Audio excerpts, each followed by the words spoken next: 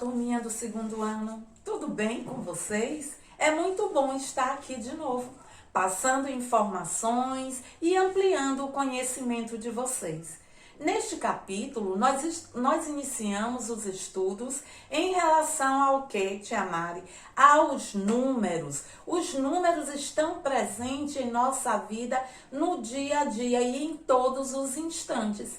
E olhem bem, crianças, eles não estão apenas representando uma quantidade. Os algarismos, eles também estão em nossa vida para indicar o código, por exemplo, de endereçamento postal, o CEP. Exatamente. Em cada bairro de nossa cidade, existe um código de identificação daquele bairro. Outro local que nós encontramos também os algarismos em forma de códigos são nas placas, tá? Que identificam os automóveis. Outra forma é o nosso RG. O que é isso, Tia Mari? O RG é o nosso registro geral, o chamado também de carteira de identidade. Viram como os algarismos têm diversas funções em nossa vida? Pois é, nós aprendemos também que ele se encontra em uma sequência. Ele é nos apresentado em forma de sequência, que vai do algarismo menor para o maior, ou seja, na ordem crescente. Também encontramos o algarismo, podemos representá-lo na forma decrescente, do maior para o menor. Continuando com os números, olha quanta coisa estamos aprendendo, hein? Olha os algarismos em nossa vida. Pois é, nós encontramos ele também apresentando uma ordem. Ué, Tia Mari, os números mandam? Não, os números não mandam, mas eles indicam uma ordem, uma posição. São os algarismos ordinais. Vamos aprender? Como Tia Mari falou, os números ordinais, eles indicam ordem. Nós temos aqui na nossa telinha o primeiro, o segundo e o terceiro. Em quais situações eu posso encontrar os números ordinais, Tia Mari? Vamos ver? Aqui, ó, nós temos mais uma representação dos números ordinais. Esses três coleguinhas, esses nossos amiguinhos, eles participaram de uma corrida e subiram ao pódio de acordo à sua chegada. Olhem bem, nós temos aí representados o primeiro, segundo e terceiro lugar. Se nós estivéssemos juntos aí na sala, eu iria fazer uma questão, chamar a atenção de vocês e perguntar: quem ficou em segundo lugar? E vocês iriam me responder: o menino de camisa azul. E o menino de camisa verde? Qual a ordem? Qual a posição em que ele se encontra? Em terceiro lugar. E quem foi o grande vencedor dessa corrida? O menino da camisa verde. Então, turminha, estão entendendo? Os números ordinais, eles vão indicar uma ordem, não é? Uma posição. Quem mora no andar em cima aqui da casa de Tia Mari, como eu poderia dizer? A minha vizinha mora no primeiro andar. Eu estou indicando a ordem, a posição em que a sua residência, a residência da minha vizinha, se encontra. Vamos continuar?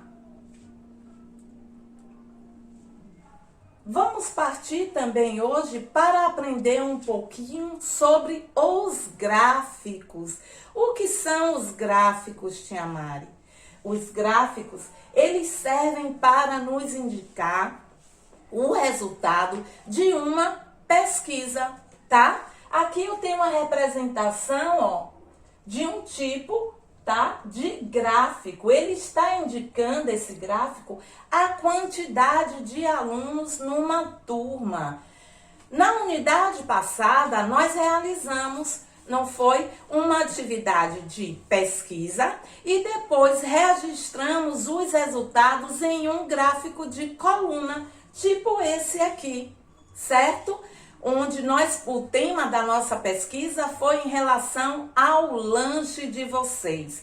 E vocês participaram ativamente. Nesse gráfico, nós registramos a quantidade de alunos que foram pesquisados, tá? Entrevistados e o tipo de lanche de sua preferência.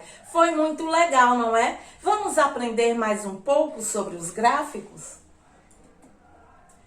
Aprendemos que gráficos são formas eficientes de mostrar informações, certo?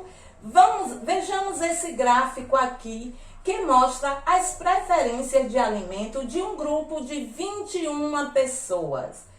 Entre elas, 10 preferem alimentos salgados. Quantos preferem doce? Ajudem a professora a completar o gráfico. Então, se eu pesquisei, olhem bem, 21 pessoas. Já tem o resultado no gráfico que 11 gostam de salgados. Quantas pessoas iriam gostar, então, de doce para eu completar o gráfico? Exatamente, apenas 10 pessoas. Então, o meu gráfico, mesmo de forma reduzida, estaria me mostrando o resultado de uma pesquisa. Mas, tia Mari, que situações em nosso dia a dia podem nos levar, tá, a realizar uma pesquisa?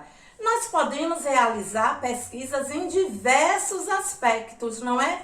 Nós podemos, ultimamente, uma das pesquisas que está muito em evidência é a quantidade de contaminados pelo vírus do corona, né?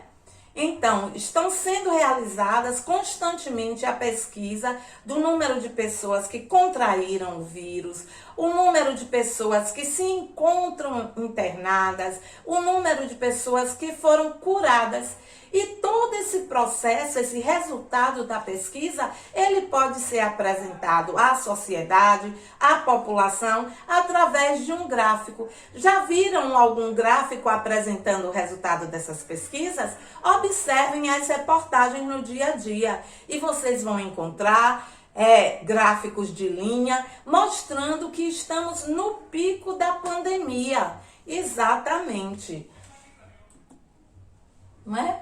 A estatística, que é a ciência responsável pelas pesquisas. Ô, tia Mari, geralmente nós vemos assim nos programas noticiários dizendo o número de habitantes de tal lugar ocupa tantos %. Como é que é realizada essa pesquisa? Como é que eles sabem disso? Então, é uma pesquisa, essa ciência aí, estatística, tá? Que vai pesquisar, vai se organizar, vai limitar o que eles querem saber realmente e assim realizar a pesquisa. As pessoas, por exemplo, de uma comunidade podem ser analisadas de diversos ângulos, de diversas formas, não é? Em relação ao sexo, a estatura, a renda familiar, certo? É por isso que nós sabemos o número de habitantes em certas localidades. Vamos ver agora, meus amiguinhos, alguns tipos e modelos de gráfico. Nós temos aqui o gráfico de barras, o gráfico de setores e um gráfico de linhas, tá?